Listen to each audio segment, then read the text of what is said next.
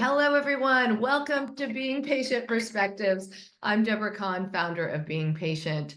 So today, as part of our Perspective series, we like to talk to people who have a diagnosis of dementia to understand that first-person perspective of how they're living life with dementia. So today we have Sam Samuel with us, and he is otherwise known, as you can see in the background, as Dementia Man, which we've heard about Sam for a long time. He has is it a one-man show? One-person show, yes. One-person show, really talking about his experience with living with dementia. So Sam, it's a pleasure to finally meet you and so good to see you. Well, it's great to be here and be with you. It's Sam Simon. And Sorry, Simon. Daniel is my full legal name. We had just talked about it. Sam Simon, forgive me, mea culpa. Sam Yeah. Simon. I think I called you Sam Samuel. Yes. Yeah, and I like to joke that I'm not that Sam. Well, I don't joke about it. It was my Twitter, and I just gotten off Twitter, but my Twitter name, I was Sam Simon. I said, I'm not that Sam Simon because the real Sam Simon was the founder of the, what's the show? Simpsons. Ah. And he actually, everybody used to think I was him, and they would send me scripts and everything. But that was a long time ago. Okay, so let's start at the beginning here. How long have you had a diagnosis? You're called Dementia Man. Do you know what type of dementia you have? So I have early stage Alzheimer's, and a little background here. Okay, I live in McLean, Virginia. I've been in the Washington D.C. area since 1970, and a fairly high-profile life. I'll use this opportunity to give a little background. I came up in 1970, graduated law school to go to work for Ralph Nader. I don't know how. Hopefully, your audience knows who Ralph Nader is. Some audiences don't know, though he's 90 years old. He has a podcast every week. He just posted a column about an hour ago. But he was the guy and person responsible for creating the consumer movement. I was lucky to go to work for him. I joke in the play that I was a troublemaker all my life, and going to work for Ralph was writing a character. And during that time, it was high profile. I even was on the Oprah Winfrey Show once and all that stuff. And so now that was 70, so that's like 54 years ago. It's hard to know. I think if you talk to anybody with a cognitive impairment, I have Alzheimer's disease. The problems, may have been even longer than we think. I remember this would be like in the 2009 timeframe, where I was just getting a regular checkup, annual checkup, and I complained to my doctor about my memory, and he said, "Oh, I know you. You don't have a memory issue. But if you couldn't remember what you had for breakfast, then I'd be worried." And I go, "Breakfast? What did I have for breakfast?" But interestingly, he didn't send me to a neurologist. He sent me to a psychologist. And he did some things, thought I might be mildly depressed. And I had was still working with my company back then, and I knew other CEOs, and a lot of them were taking this antidepressant. So it didn't occur. I don't know if that was part of the problem. It was really in around 2016, I say in the play, that I started having driving issues. I would occasionally there was some stark moments, where I left a meeting, started driving, and I didn't know I was on the wrong side of the road until all the cars coming at me started honking and a quick U-turn. Then it happened again. And then I was driving someplace else, and the play described it as losing cognitive awareness. The big symptom, the big thing that made me aware that something was wrong was that I experienced in the play, well, I experienced something that's weird. It was as if this entire right half of my brain was just black. That is, when I would like, okay, what's today? And I would look over here and I would just see infinity. It was weird, right? You know, if you've never had something like that, you think it's crazy. Well, it was crazy. But I once described it in my a meeting with a neurologist, and they had a neurology intern there, and she says, "Was that real or was that a hallucination?" I go, "Oh, it was real," and they were like, "Of course, it's not real. It's an hallucination. There's not blackness there." So anyway, I went through that. So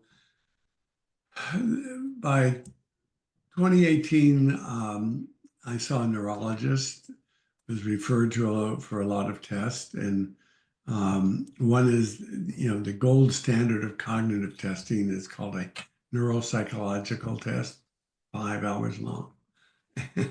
And they said I had mild cognitive impairment. I was mildly impaired, but they don't know why. And so, What age were you in 2018? so I would have been 2018, that's 6 years ago. So I'd be 73. Okay.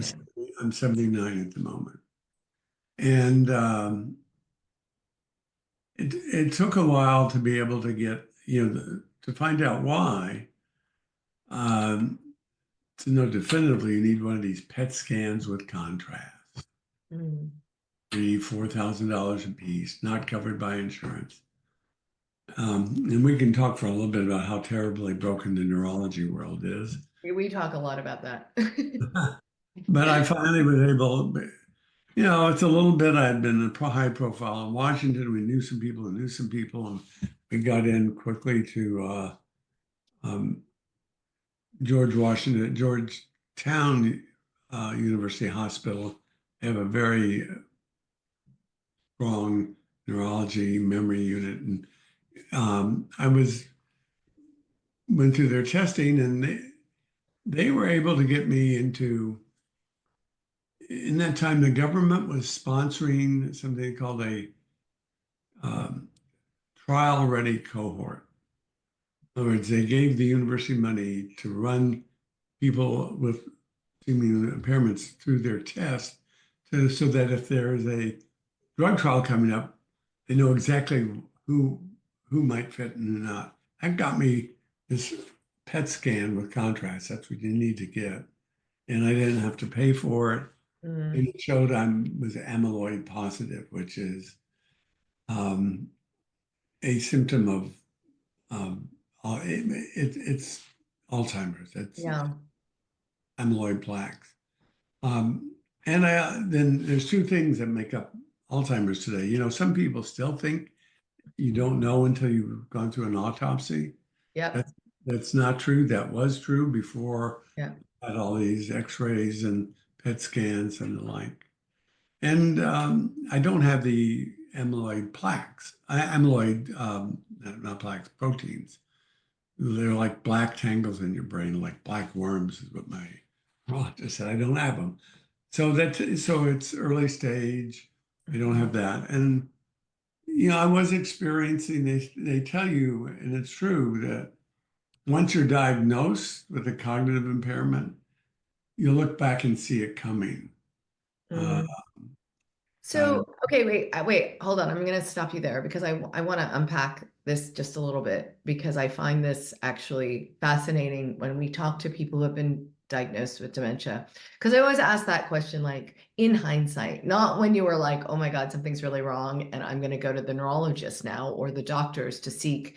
But when what you just said, like in retrospect, there were signs.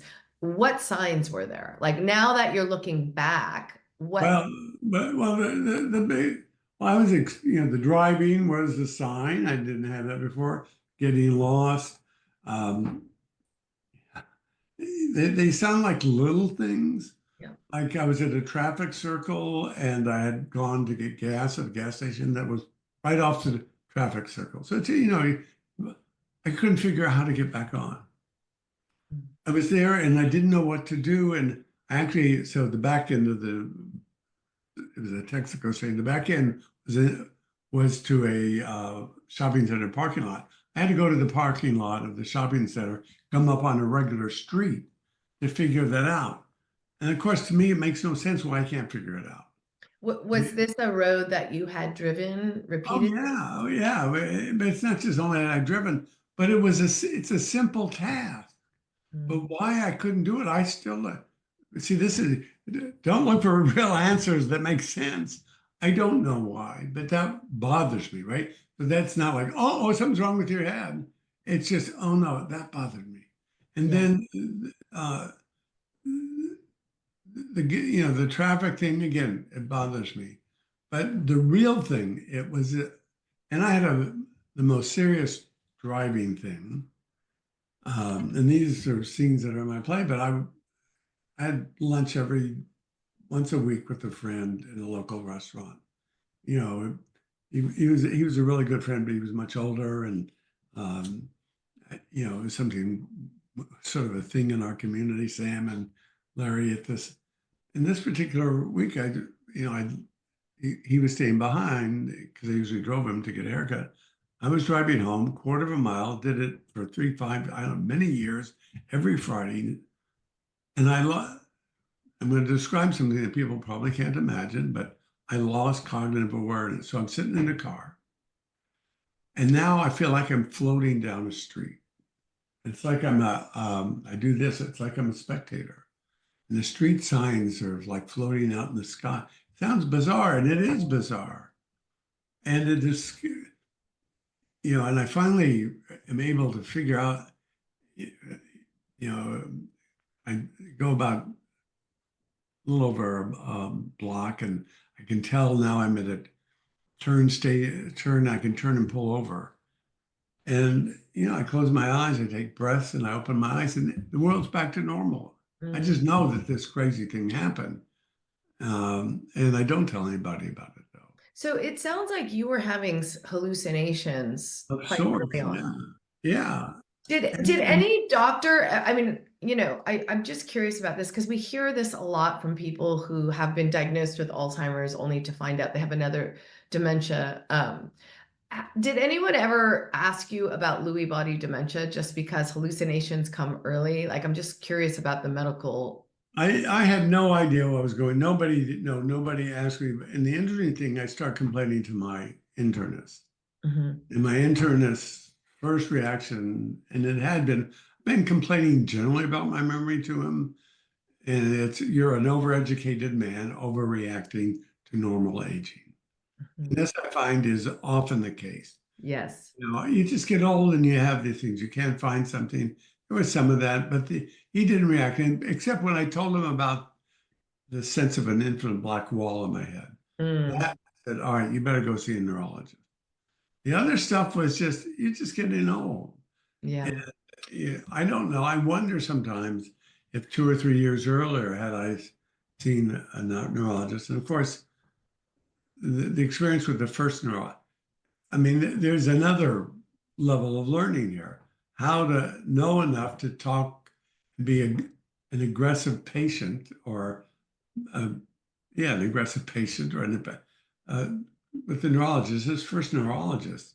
It was interesting. I've since looked back, and he's in the practice, but he doesn't work with cognitive issues anymore. And I'm even though my play is called Dementia Man, I don't like to talk about it. Use the word, but You don't like to use the word dementia? no, I'm not mad, crazy, or insane.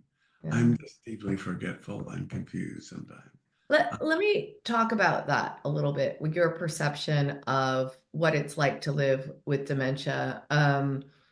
You obviously for now quite a few years have been able to keep up with like you've reinvented yourself, so to speak. I think a lot of people your age are probably looking to reinvent themselves, and it's kind of like you got the disease and so that became your reinvention, which I admire. The fact that you created this one person play. You were in public affairs before, I believe, and I need to mention this is not our first time. There's something unique about me and my wife, Susan. In 2000, okay, so I was in public affairs. I worked for Ralph Nader, yeah. created a public affairs company for 25 years. And from, I think that was 87 to about 2006, In 2000, my wife, Susan, was diagnosed with advanced breast cancer. And during that process, she pulled me over. Not she, the doctors pulled me over and said, get ready. They did not expect her to survive it. She had a post-double mastectomy lump, and everybody goes dark. All the doctors do. And that was the first time. So by the way, I call it my fourth age of life. You know, we used to have three ages. You go, and your third age is you retire and die. Now we live longer. And so I went through that process. I was her care partner. I was not the patient. I would call it love partner. And I had to imagine holding her, my wife then at 34 years, 58 now, 34 years, in my hands as she took her last breath. And I honestly didn't know if I could do it. Mm. And I ended up, she's an unlikely survivor, even now. And, you know, I call it post-traumatic spiritual disorder. And I ended up, unlikely as it is, because I was doing improv back then. They encouraged me I started doing scenes and talking about it, and I was encouraged to write a play. So my first play was called The Actual Dance, Love's Ultimate Journey Through Breast Cancer, where it is the care partner, love partner. You know, when it's somebody you're in an intimate relationship of, or even a parent, you have two roles, and that you give care, you help them, you support them, you hold out that semicircular metal pan for them to, you know, but your heart's breaking at the same time. They're two distinct journeys, and people don't understand that. And now our roles are changed. Now I'm the patient, and Susan is the care partner. And so we have that experience, which I'm finding is unique, invaluable. You flipped. Yeah. Now, I will also say that her role, her journey, I've learned this, that helping somebody who has, you know, cancer and it's serious, they're always they don't change who they are, right? She was always Susan. Now, right now, I'm Sam still, largely. But I've learned by performing my plays, so many of us become someone else. Mm. I write poetry now too, and my first thought was, I wonder what the I of me then will know about the I of me now. And I love that perspective, because what you're doing is you're using this circumstance to learn more and actually become something else, right? Or not really become something else, but at least reinvent yourself in a different way, which is actually incredibly interesting to me for the reason that you are using your brain in new ways despite a neurodegenerative disease, right? You're finding poetry, acting, playwriting. I mean, that's amazing. And they do say, and I want to ask your perspective on this, because they do say, and we've seen this time and time again. I mean, I was told when I first got into this, you know, after my mom's diagnosis, I remember talking to a neurologist, quite a well-known one for that matter, and he said to me, Alzheimer's brains don't learn anymore. Like the learning stops. And so you know, when I was first entering this, I believed that. And now I'm like, no, that's not true at all, because through patient stories, through people like yourself, what we're learning is the creative brain continues to thrive and actually grows despite a neurodegenerative diagnosis. So I love that you're talking about things like playwriting, acting, you know, you're actually adding another layer onto my hypotheses that the creative brain grows, poetry, right?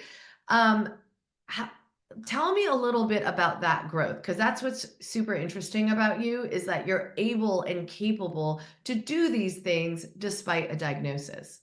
Well, let me, I just want to caution, I'm early stage, I am, but I don't think that's important. Yes, I'm early stage. The changes for everybody are different. I was encouraged to write because I had done this other play and I been involved in now a theatrical world. And when, because we'll maybe get to this, when you're diagnosed, the first thing you do is say, now what do I do? Yeah. Now what's my choices? And as I was telling people who were in the theater world, because I thought I was going to have to just go in a corner and curl up, they said, write about it. They encouraged me to write about it. And it was not the first thought I had. And I don't know whether my brain technically still works the same. I don't think it does. Um, I worry. To me, the biggest concern and what I see the most is people giving up real quick. Mm. And they see a world of late stage and everybody, and they think that's what they're going to become immediately. I've had people stand up at my shows very early on. I still picture this woman. He said, my husband was diagnosed and he came home, went into his room and didn't come out. Now, that's not a literal, but didn't come out, but just gave up and you don't survive. Being active, I've learned doing this. So I had some history. This wasn't brand new. I had been writing poetry, not as a young man. I never really wrote before, but extraordinary moments in our lives. This is going to sound a little odd. But especially when we can't control, I think this is the challenge. I didn't have a choice to get Alzheimer's. And even if I did, I blew it because now I got it. I have to make the best of what I've got. I usually do this at the end, but I want to mention my girlfriend. Wink, wink. Not really. I mean, she passed away this last year. Her name was Lynn. She taught me and this is really for patients in particular. She taught me something that has made this even possible. I want to attribute it. Lynn, her name was Lynn Fielder. Lynn, at 30, was diagnosed with Parkinson's. Mm-hmm. And she had even brain stimulation back then. She went on and became, for a while, the clinical director for Planned Parenthood in Silicon Valley. Then in her early 40s, had to retire. I was on the board of directors of the World Institute of Disability, a California, one of the major ones in the country, disability advocacy group.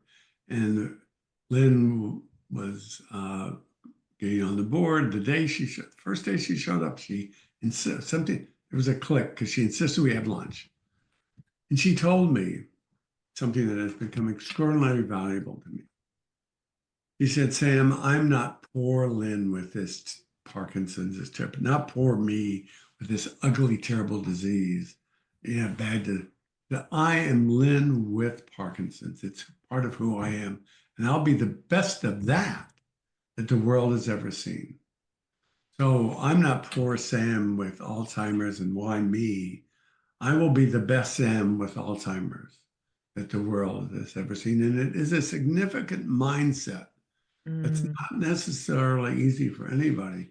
So how did you get from, oh my gosh, I have an Alzheimer's diagnosis to that? Like what carried you there? Steps. You don't dive off the high board and just splash and no, it's steps. Even there's a scene in the play where it's interesting that the neurologist who told us we had the disease, he's more affected in some ways than we are. I have some empathy for doctors who have to give a terminal diagnosis to a patient. And, he's sitting behind his desk. He's not speaking clearly. He seems reserved. He says, I think we're at a new diagnosis. And then he mumbles early stage Alzheimer's. And but he literally mumbles. And you sit there for a moment. In the play, I said, the universe stops. You just, it's an existential moment. And we don't break down and cry and we don't go to why me. We just sort of absorb it and we go home and we, sit, we talk. My wife is incredible. Or I wouldn't have been married 58 years, 4 months and 3 days. No, that was kind. But when she was sick and the doctor said, get ready, I had come home. We came back from the doctors and we had what I call the conversation. And it goes something like this. I say, well, all right, Susan, I still have my company. I could sell the company, could even sell our house. Let's use our money, travel the world, do all the things we've always wanted to do. And she looks at me and says, Sam, we're not living the life we want to live now. Let's change because it's not the life we want to live, not because I might die. Mm. And that is some really core wisdom. If you're not living the life you want to live today, friends, change it because of that, not because you might die. That's again, I hesitate because not that many people get the chance to have been on the other side of this like this, but that has helped us and me a lot. And that might even speak for people to maybe volunteer and be other places and see and be in positions to see that happen. But you never strikes home like when it's you or your loved one. Yeah. And when somebody, and I hope my work helps people if they hear it and can think about it. Okay, well, because we're running out of time here, Sam. So what I really want to hear from you is like tell us a little bit about the play, how people can see you, where we like are there videos? Like, wait, go tell us where you performed. Well, Like, I'm performed where I'm brought. And okay. right now So Sam for hire. it's Dementia Man, bring it there. I hire, I do have a theatrical agent, but I just came back from Iowa, Western home in Cedar Rapids, Iowa. No, Cedar Springs, Iowa. Huge senior living. We had 300 people watching it. I do it. I'm going to do it at local Presbyterian church this next week. I do it a lot of senior living center. I did it as a keynote for the National Association of Adult Daycare Providers. It confronted the other narrative. We don't have time to talk because some people don't think life with the disease is worth living. And there is an option to go to Switzerland or someplace and do accompanied suicide. And I don't believe in that. I think no matter what, we have something to offer, even if at the end it might be something unique about us that will help find a cure a little bit sooner. Please don't do that. And it doesn't mean it's fun and nice, but the journey is for ourselves, our loved one, and for the future of disease. So I would love to be able to do it. At some point, it will be available video, but it does have a lot of suicide ideation in it. I'm just not that comfortable bringing it out there. But we can have talks. I've just spoken and not done the full play. I can do 15 minutes of it or something. We can be, by Zoom, or I'd love to, but go to your community center, go to your churches, if you have Alzheimer's Association or uh, any other organization, tell them about Dementia Man. And it, yeah, I mean, I don't need to, I want to say that I don't need to make a living on it. I need my costs covered. yeah. And my goal is for everybody who needs to see it as an opportunity to do so. I mean, I just have to say, though, it is quite extraordinary that you're doing a one-man show, considering your memory is impacted by Alzheimer's and you're getting up there and, do you get, I mean, most people get stage fright normally. Two accommodations. Okay. I have a script in my hand. I'm not there reading, but I have it. Right. And we have my wife, Susan, we say is my cognitive navigator. That's a phrase for this show. She sits in the first row. She has a script. And if I get lost, and I have, she can guide, it's usually page 10, line 9 kind of thing, and I can hear it. So we've accommodated it. It's not a typical one guy just floating around the stage. It is staged. I move, I act, and I have help. And the audience, I've been told, after a while, don't even notice the script. I don't know that, but I'm told that. And I believe all of us with these diseases can do so much more than we think we can. And cognitive navigation, the idea that it's like curb cuts. And this is an advocacy in the show. We have curb cuts for people in wheelchairs. I want cognitive navigators, somebody in a grocery store trained that if I need help, they know and they talk. I have this. I don't know if you can see it, Mm-hmm. but it's a lanyard and it's called Hidden Disability. I got it at the airport, and they have this kind of accommodation in Europe. They know now that I have a cognitive um, disability. It was funny. We just went to Iowa, and I was wearing it, and I went through the security, and this TSA agent looked at my wife and said, "Are you with him?" She said, "Yes." And he said, "Get there, go." That's lovely, and I need it. Yeah. I can do this, but I particularly need for a little help. Yeah. that Yeah. help. It's so much.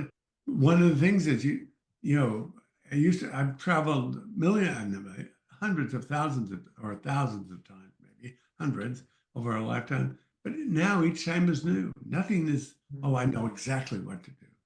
So it's helpful. And your work, bringing this to others, thank you. It is such an important, we can live meaningful lives with this disease. We can have accommodations like other disabilities. And with those, we can still do things. And I will add, that blank face that you see sometimes, you never know what's behind it.